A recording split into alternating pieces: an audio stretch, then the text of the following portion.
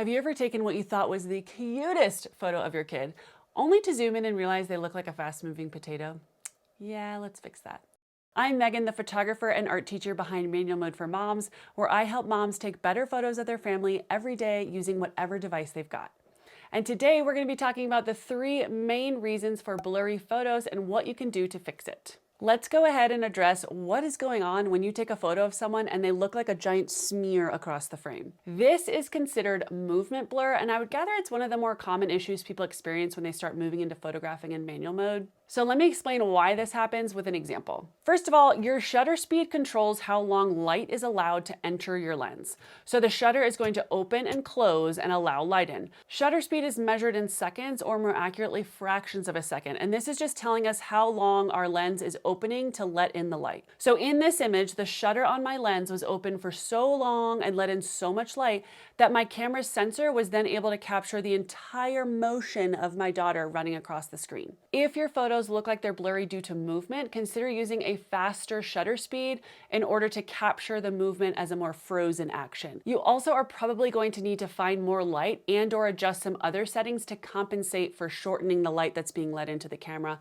when you're using a faster shutter speed. For moms who I'm assuming are photographing wiggly children, I recommend staying at a shutter speed of at least 1/500 seconds for certainty, but you can usually feel relatively safe around 1/200 if your subject is relatively still. Anything slower than that, so like 1/60, let's say, that's going to capture movement. It's going to capture the whole smear of the movement, not a frozen snippet. We're essentially telling our lens to blink faster and capture the photo faster when we use a faster shutter speed. Now, if you're working in auto mode or using a phone and you're still seeing the smear effect, and you're obviously not able to control the shutter speed, then what you're going to need to do is find more light. So your camera at the moment cannot utilize a faster shutter speed because there isn't enough light available. So you can try moving closer to a window, stepping outside. Anything that you need to do to access more light is going to enable your auto modes to function on a faster shutter speed. Okay, the other major type of blurry photo that's definitely the most common is a focal error. And this happens to every photographer, even professionals, because we typically want the subject of our image to be in focus, and generally, even more specifically for people, we want their eyes to be in focus, right? So you've probably had that moment where you zoomed in on a photo and noticed that the eyes are out of focus, and it makes the photo feel off, right? But it can be really tricky to get a perfectly focused image because the focal plane is tied to a couple different settings on your camera, and it's also tied to your depth of field and aperture setting in a way. So let me try to break this down a little bit. On your camera, if you're using a fancy camera, there are different autofocus modes that you can choose from, which essentially are telling your camera the different ways that you want it to try to focus on something. So you can tell it, I've got a pretty still subject. You can tell it, I have a moving subject, so I want you to follow the movement when you're focusing. So these autofocus modes are essentially going to change the way your camera is reacting when you're engaging the shutter and starting to try to focus on something. But on top of that, there are also autofocus area modes where you can tell your camera, hey, I've already told you how I want you to look for something to focus. Now here are the specific parts of the frame where you are allowed to look for something to focus on. So, and you can break this down. This really depends on the model of your camera and how many focal area points it has on it. And the newer the camera, the more focusing points you're gonna have. All that to say, if you've ever missed your focal point, cut yourself some slack. There's a lot that goes into autofocus. Even though it's auto and it feels like it should be really simple, like it should just do it, there are creative decisions that you get to make to help your camera focus on the right thing. So my advice for moms who are learning to use autofocus and trying to also deal with learning how to use aperture and ISO and shutter speed and all that stuff together is go ahead and use a continuous autofocusing mode and then a larger autofocus area mode so that you're giving your camera a little bit more creative freedom to find something to focus on.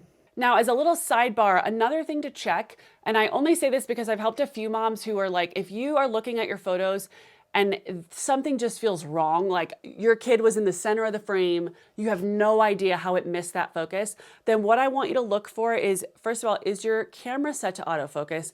But then you also need to look at the side of your lens and make sure that there's a toggle here that says AF and M. Is your autofocus toggled as well? Because if this is set to M, even if your camera body is set to an autofocus mode, this is going to overwrite that and it's going to be waiting for you to manually turn the lens and focus on something. So make sure that this is autofocus and your camera is autofocus, then you will start to be able to see things actually start autofocusing. Okay, so what about if you're photographing on a phone and things still look really blurry? So very similar issues. We obviously have less creative control over the settings on our phone, but there are some things I will tell you that are really quick fixes and are gonna help you in your day-to-day photography. So the number one thing is to, anytime you're pulling your phone out to photograph, go ahead and check the lens and or give it a quick wipe on something, because generally our phone lenses can get super filthy. And if there is gunk on there, the photo is gonna be blurry. And then the second thing I will tell you is if there is not enough light available, your phone is going to struggle to take the photo for multiple reasons. It can't use a shutter speed that's fast enough because there's not enough light to do a quick open and close. It needs to open longer to let in more light, which is then going to result in that movement blur that we don't want, or maybe you do want it. It depends on what your creative direction is. But the other thing is that imagine walking into a dark room. When you walk into a dark room and you're trying to look for something, how difficult it is to see and to focus. Same thing for your phone. If there's not enough light available, your phone is going to also struggle to focus, and it's going to need more light in order to be able to quickly focus on what you need to focus on.